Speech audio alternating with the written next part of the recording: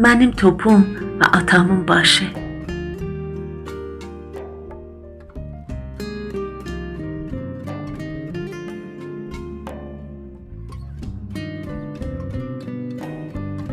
Atam ilə küçənin qırağında top oynayırdıq.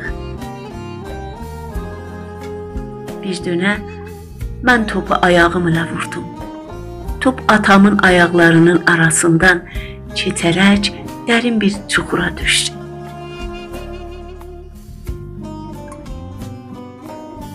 Atam topu çıxarmaq üçün o quyuya düşdü. Mən quyunun qırağında gözləyirdim ki, atam topu bayıra atsın.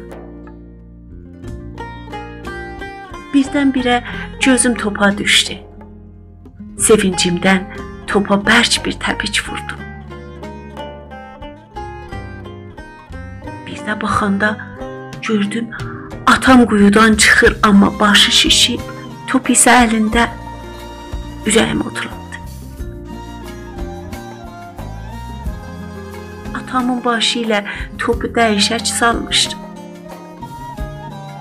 Bu pis işi gördüyümə həm utanırdım, həm də atama ürəyim yanırdı.